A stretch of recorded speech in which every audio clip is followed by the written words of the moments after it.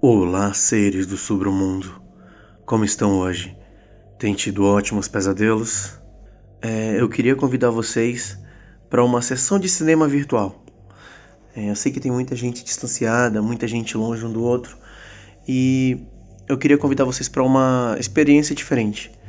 Existe um aplicativo chamado Connect World, que é uma espécie de simulador de workspace. E no dia 30 de outubro vai ter uma sessão de cinema especial lá, com um dos clássicos de terror, O Gabinete do Dr. Caligari. Então eu vou estar lá, vou estar assistindo o filme. Quem quiser, é só acessar o link abaixo e baixar o programa. Para quem não sabe, a entrada é gratuita e vai ser bem divertido. Quem quiser falar comigo, eu vou estar lá. Então o convite está aberto para todo mundo. Então a gente se vê lá no dia 30 de outubro às 19 horas. Eu sou o Bruno Lima e esse é o Submundo Terror.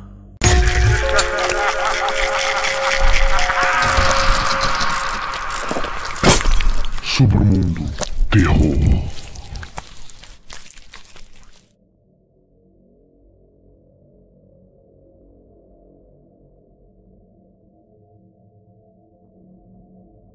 Bom, essa história me foi passada estes dias e por isso me interessei bastante em partilhar. Essa é uma história real. Não, senhores, eu não sou um personagem hoje. Eu sou o Bruno Lima e vou contar uma história real para vocês. Uma amiga que tem uma sobrinha conta que se mudaram para uma casa muito linda e bem cuidada recentemente. O curioso de tudo é que custava metade do preço das casas arrendadas naquele bairro. Era uma casa muito bonita, de 3 quartos, 2 salas, cozinha e um quintal imenso. Então, se mudaram para lá sem pedir informações sobre a residência.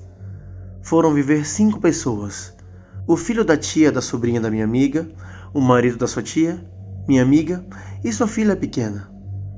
Ajeitaram tudo em casa no mesmo dia e, por fim, puderam descansar naquela sala imensa. Muito felizes, pois a casa antiga era bastante apertada. Não demorou muito para que situações apavorantes começassem a acontecer.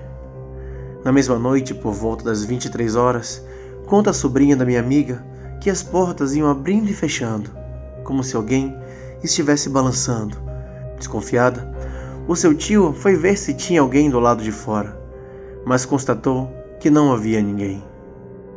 Achando que fosse o vento, decidiu trancar a porta e se despediram indo cada um para o seu quarto. O casal num, a sobrinha da minha amiga com sua filha no outro, e o filho do casal, que tem 12 anos, no seu novo quarto também. Horas se passaram e, de repente, ouviram-se gritos, vindo da sala, onde todos se levantaram e foram ver o que tinha acontecido. Logo, constataram que não havia ninguém. Com muito medo, o menino pediu para ficar com os pais e eles cederam. Voltaram para a cama e logo amanheceu. Então, começaram a comentar sobre o ocorrido, mas decidiram não ligar, achando que talvez fosse sua mente pregando peças. Mais tarde, quando a noite caiu, novamente os barulhos da porta voltaram. E quando alguém foi constatar, não via ninguém. Até que, já muito desconfiados e com muito medo, começaram a constatar que a casa alugada era realmente muito estranha. Então, aproveitando o momento, o esposo comentou que na noite anterior tivera um sonho muito estranho. Ele contou que no seu sonho ele estava no quintal da casa, mas como se num piscar de olhos, alguém veio e o empurrou, mas ao invés de cair no chão, acabou caindo dentro de uma cova. E ao tentar se levantar, foi quando mesmo percebeu que estavam no cemitério. Todos eles estavam muito assustados, mas ainda achando que não passava de um medo por causa da casa nova, e decidiram parar de pensar naquilo. E logo, todos se recolheram para dormir. Foi aí que a sobrinha da minha amiga contou que durante a noite sentiu como se alguém estivesse deitado em cima dela. Mas ela não conseguia abrir os olhos ou gritar. Apenas sentiu aquele peso sobre o corpo dela, até que começou a rezar. Daí, a sua bebê começou a chorar no quarto ao lado. Chorou demais e finalmente ela conseguiu se mexer. Muito apavorada, não conseguiu voltar a dormir, e durante toda a noite ficou rezando com o bebê em seus braços. Logo que amanheceu, seus tios notaram algo estranho em seu rosto, e muito assustados, perguntaram o que aconteceu com ela. Ela respondeu que nada, e os seus tios pediram a ela para se olhar no espelho. Foi quando constatou que seu rosto estava inchado e com marcas, como se alguém tivesse dado tapas, deixando seus lábios inchados, estranhamente inflamados e com um feio hematoma. Chorando, acabou contando o terror que viveu na madrugada anterior e pediu que se mudassem da casa que alugaram, pois em menos de 3 dias já haviam passado por situações horríveis demais. Sem querer parecer precipitada, a tia da minha amiga decidiu pesquisar quem eram os antigos moradores da casa, mas ninguém queria contar para ela com muito medo.